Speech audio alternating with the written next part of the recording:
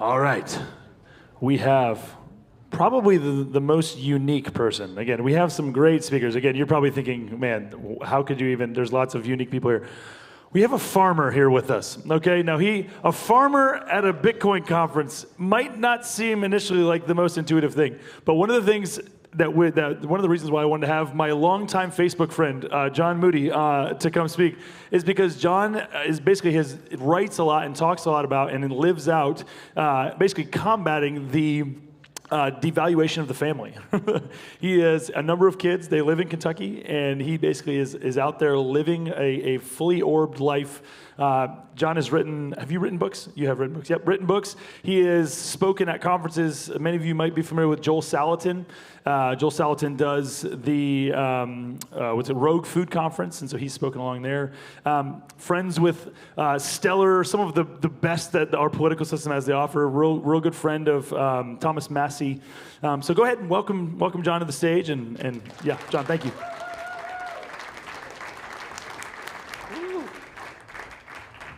That is bright. Okay. Great. So I gave them my talk title right before my talk. Building a Fruitful Life in a Fragile Time. So, man, I can't see a person. It is bright up here. So this is great. Nobody's here. I don't even have to imagine you're in your underwear. You have to understand, I don't normally speak at events like this. My last event was on a real big stage, 12 to 1,400 people, and it eventually resulted in the death of some pregnant chickens. So I usually speak at homesteading, productive household events. Bitcoin is a little bit far afield. Usually every year try and take one conference that is, out of my kind of keyhole of where I live. But we're going to take a little trip down memory lane. So in 2011, a bunch of Ron Paul acolytes, a bunch of anarcho-capitalists, and a bunch of volunteerists got upset that the state governments were harassing kids over lemonade stands. Any of you remember this? This period where, coming up in the news, like a mom and dad are thrown in jail because Johnny was selling lemonade on Saturday. So they got real upset about this, and they decided we're going to do a truly mostly peaceful protest, and we're going to go to Washington, D.C., and we're going to do a Lemonade Freedom Day on the Capitol Mall in D.C. They just had one problem. They actually did get arrested for a peaceful protest. It did not go well for them. And a bunch of them ended up in jail. It was a total debacle for them. So a bunch of them reached out to me and my friends, because we were fighting the government over raw milk at this time. And they said, this was just a debacle. And we're like, well, we should go back next year. Because, why not, instead of just doing a Lemonade Freedom Day, let's do a raw milk and Lemonade Freedom Day. They're like, we went to jail last year. We're like, we know, it's a great idea, isn't it? They're like, have you ever spent a night in a DC Metro jail? I'm like, well, no, but, So we show up a few days before the event. We call the FDA and USDA and the Capitol Congressional Call Line. My friend Max Kane is the guy who always makes these calls. He's like, hey, this is Max Kane. We just want to let you know that on such and such day, we're going to be selling raw milk and lemonade on the Capitol Mall, and we'll bring some cookies if you like that too. And so we get there a few days early. We're all getting prepped for this protest event. We have training for people, because what's it like to get arrested? If most of us don't know for some reason. So it's a useful thing to know. What happens when you... And so we wake up on the morning, we're finally all driving to the Capitol Mall, knowing that, again, the last time this went down, a lot of people went to jail. And I'm riding in the car. All of these anarcho-capitalists, dude, they change their names. What's your name? My name is Derek Freeman. Oh, what's your name? My name is Eddie Free. Oh, what's your name? My name is Sarah Anarchist. I'm like, and so I'm riding in this car with all of these anarcho-capitalist people. And we're going over all the things we were supposed to do before the event that day. And they're like, do you have an emergency contact number? Who is going to be your lawyer? Did you buy your Bitcoin? This is 2012. And I'm like, what is Bitcoin? What are you all talking about? And this story is why I'm speaking today and not tomorrow, because I did not do that part of the advice plan to get ready for the protest. Because what was Bitcoin in 2012? 250, So that's my relationship to Bitcoin, one of the greatest opportunities ever missed. But our protest was highly effective. Instead of getting arrested, we forced the FDA to issue a statement that they would no longer arrest people crossing state lines to access raw milk. It ended up being something we did for a number of years together. But I'm John. I have a beautiful wife. That's probably related to why I have 6 kids. If you have really good vision, you can see kid number 6 in this picture. So we live on 35 acres in Kentucky. Sorry for the false advertising. I am not a farmer. There's a dude in this audience. He looks like a farmer. He's a true farmer. I'm a homesteader. The main difference is homesteading is more about building a productive, anti-fragile lifestyle, which is what I'm going to mainly focus on in my talk. Farmers vocationally farm to make a living. I don't farm to make a living. I do these things for a number of other reasons that we're going to explore. So I just absolutely love my kids. In my free times, I have 2 passions. Turning full-size people into temporary paper airplanes, because I train judo primarily, and then I cross-train jujitsu, which, if you're into folding laundry while people are still inside of it. That's why you would train jujitsu. So wives really, really love jujitsu for that reason. As I said, I've spent a lot of time almost getting arrested. The whole way I fell into this kind of rogue food world that I now inhabit is in 2011, the Kentucky State Health Department served my buying club with cease and desist and quarantine orders, threatening me with long periods of time in jail and losses of large amounts of my very meek assets at the time if I disobeyed. And I did disobey. But I convinced 200 other people to disobey with me. Very effective strategy. I don't want to go to jail alone. I look bad in stripes. Having a jailmate named Jimbo who just ripped a bunch of copper off of a building is not for me, dudes with big forearms. So I've spent a lot of time picking fights with the federal government, and Joel Salatin and I became friends, and we're like, hey, this is so much fun causing fights with federal and state agencies. Why don't we just teach people how to do it? So if you ever want to learn how to effectively fight the government and cause them all sorts of trouble, you should join us in Texas. And so you can put my picture back up for a few minutes. I'm going to get into the meat of the talk. So I want to talk about how do you build a fruitful life in a fragile world. And this is really what has been the focus of my work. If you were to ask me, John, what do you do for work? Well, the first thing I do is I try and help build healthy people, healthy, high-skill people. We are an incredibly unhealthy nation. By 2030, what percentage of Americans will be obese? Any guess? It's slated to be 50% of Americans are obese. Now understand, obese is not overweight. Obese is when you have a whole extra you with you. That's obese. So half of Americans are slated to be obese. Another 25 to 30% is going to be overweight. What are your lifetime odds of getting cancer right now in America? Heart disease, other things. It's usually your lifetime odds before the age of 60 of having a major medical health condition is around 80% now in the United States. It is a disaster of untold proportions. It's a disaster that hit me directly. 2004, when I was in seminary working on my degree, I developed a small problem. How much do you think I weigh today? Any guesses? 175. So I was 180 about a week ago, and then I got an assault bike because I was got to trim up for the event a little bit.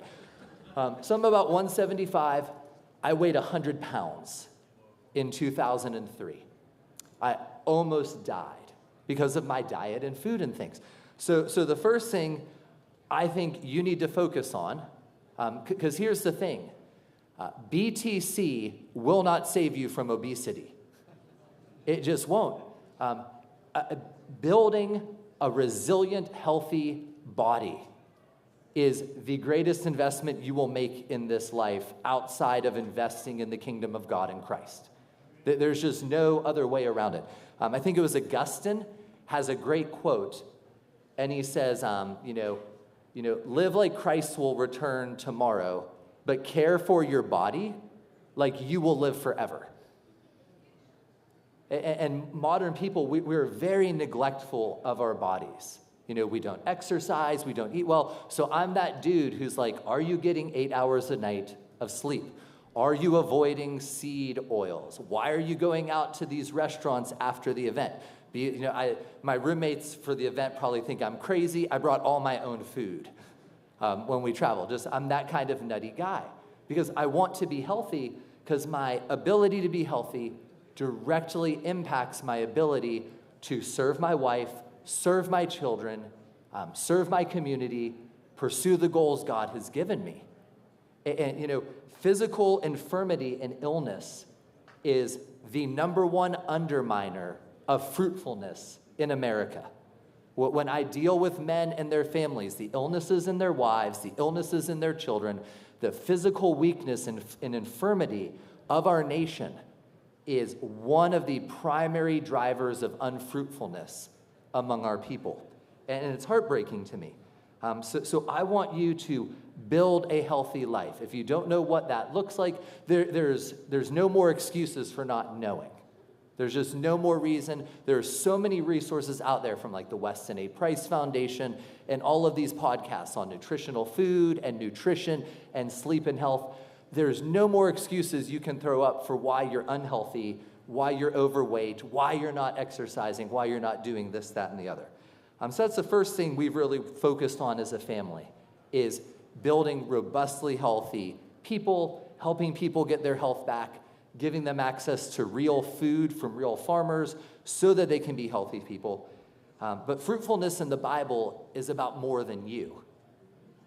God said, be fruitful and multiply. And I've successfully multiplied thanks to my wife, because I can't do it alone. But now I have these little people, and I need them to be healthy as well. So we have 6 kids now. The oldest is 18. The youngest is 3.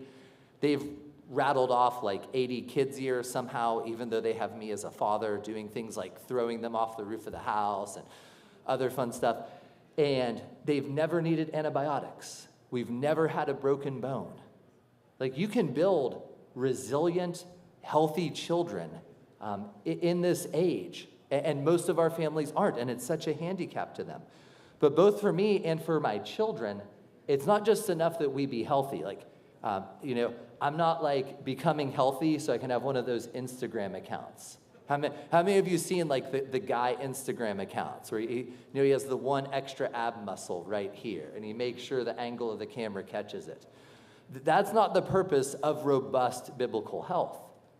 We often think when God said be fruitful and multiply, we think these words mean the same thing, but they don't. Like, being fruitful and multiplying are 2 separate commands. So what is God getting at when he says, I want to be fruitful? Well, that means you become a high-skill, productive individual. How are you applying the gifts and opportunities God has given you to taking dominion in the world around you? And that's what we've tried to do at a household level.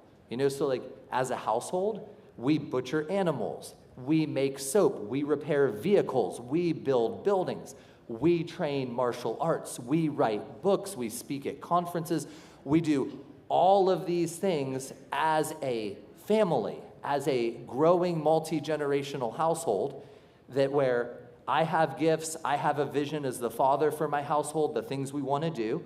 And then as my kids grow up and they begin to form families, they have gifts, we support their gifts, their vision, their mission, and we get so much done. And we make such an impact. So like today, while I'm down here, the buying club I founded is open. My oldest daughter helps run that on days I'm out of town.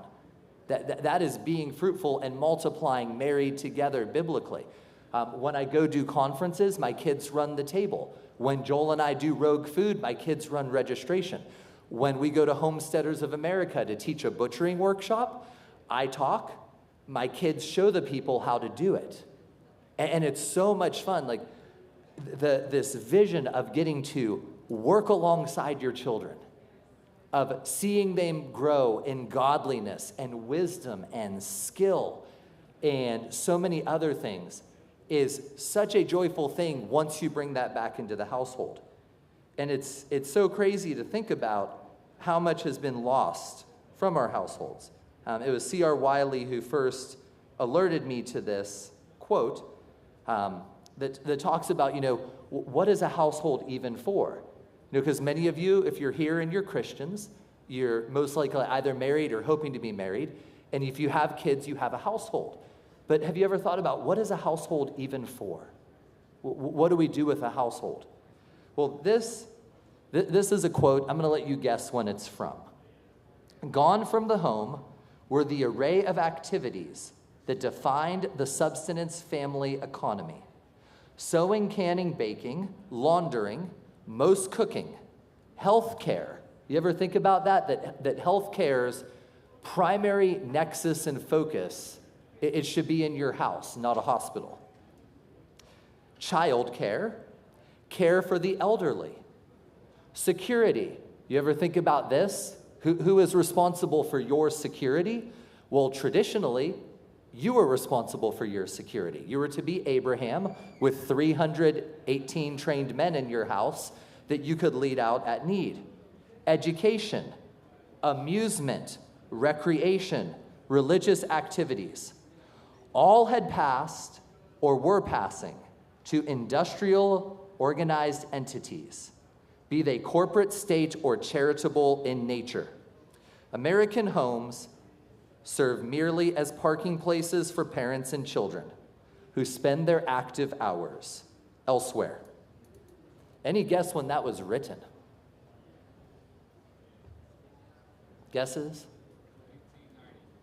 1933. That's how long the devolution of the robust, awesome nature of the household has been going on in America. That was written in 1933, President Hoover's report on social trends. And that was based on data from the early 1900s. So we want to build healthy, high-skill households.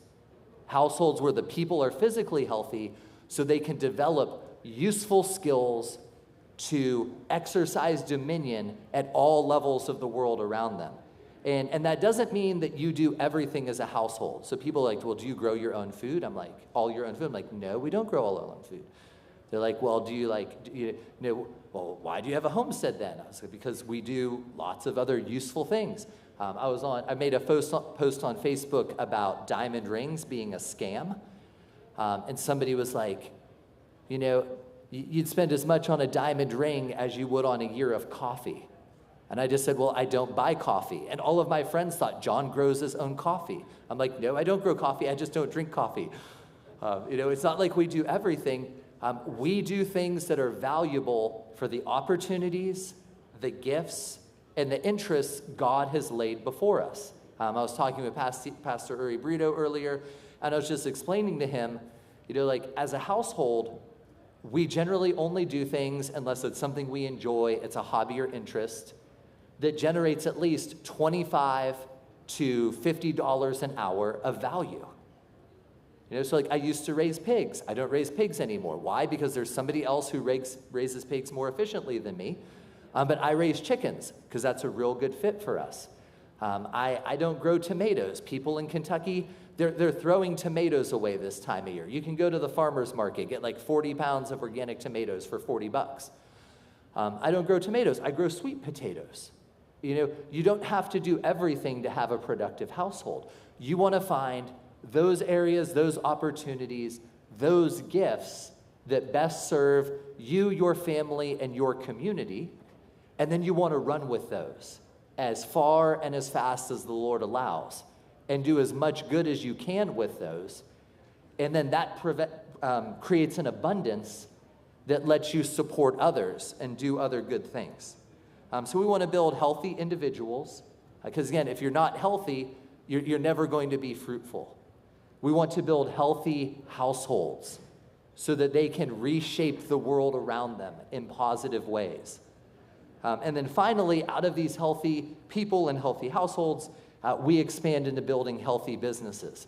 So as a family over the years, we've now had 6 different businesses One of them, through Azure, is about to be nationally syndicated business. So most likely through Azure, the family who bought the business from us, I expect they're going to probably break $500,000 to $1 million of sales in the next coming years. And so we want to retake economic ground as a family and bring it back under the control and purview of a family. I think it was Glenn earlier who mentioned this idea of intermediary institutions. So when I was a kid growing up in Northeast Ohio, we had all of these small businesses who kept the streets clean. Because since they're a small business owner with a vested interest, they made sure the street was clean.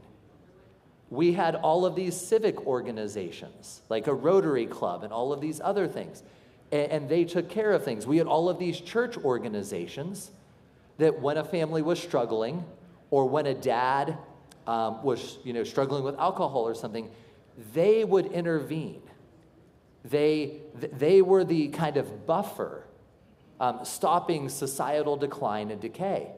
And the reason those organizations could exist and those businesses could exist is because they had economic assets and influence. They occupied this intermediary ground between the individual and the government, and they could do good there.